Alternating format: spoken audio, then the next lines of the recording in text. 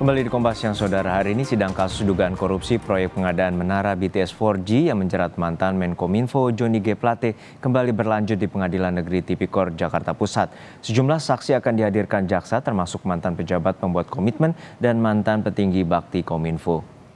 Dua saksi yang akan kembali dihadirkan jaksa hari ini adalah antara lain mantan pejabat pembuat komitmen bakti Elvano Hatorangan dan mantan direktur infrastruktur bakti Bambang Nugroho.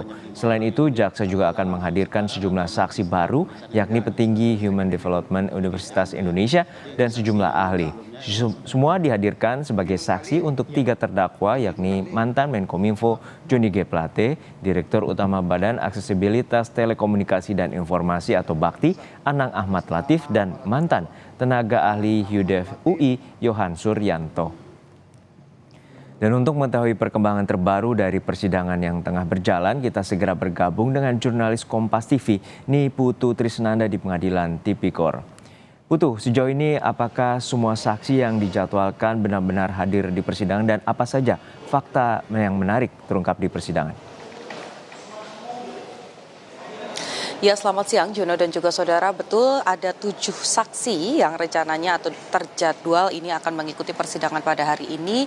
Dan tadi pada saat majelis hakim memasuki ruang sidang kemudian membuka sidang, ke-7 saksi ini sudah nampak berada di dalam ruang sidang atau di depan meja hijau.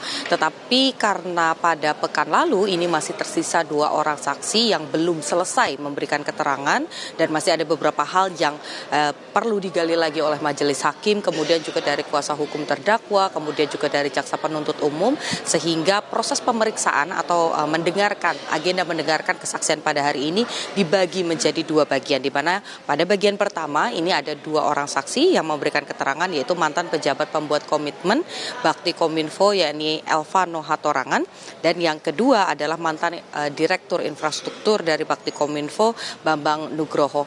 Dimulai pada pukul 10.30 tadi sampai dengan saat ini masih berlangsung 11.42 waktu Indonesia bagian Barat. Memang beberapa keterangan yang berhasil kami himpun dan juga kami dengarkan selama proses persidangan berlangsung ini baru dari Elvano saja. Bagaimana ada beberapa hal yang dicecar oleh majelis hakim, terutama terkait dengan progres atau perkembangan dari pembangunan menara BTS Kominfo.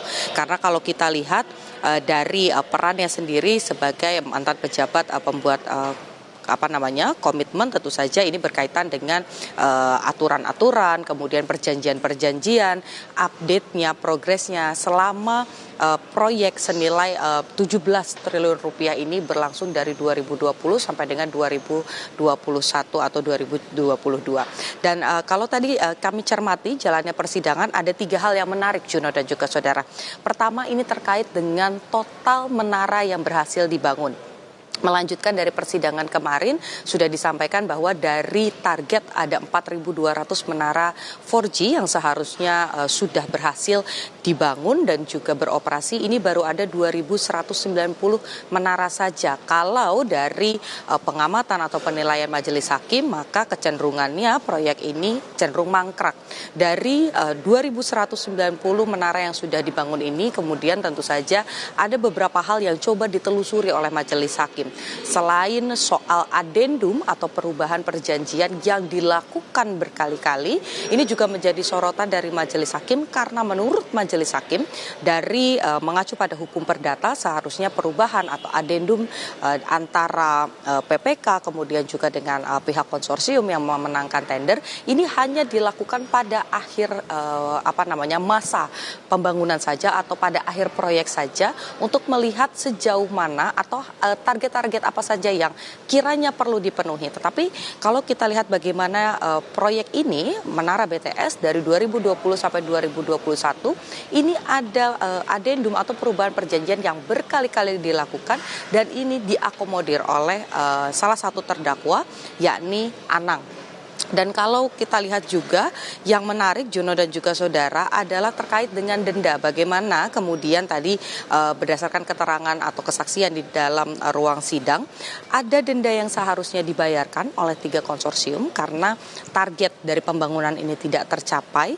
Ada beberapa menara, bahkan hampir setengahnya ini tidak berhasil dibangun dan juga tidak beroperasi.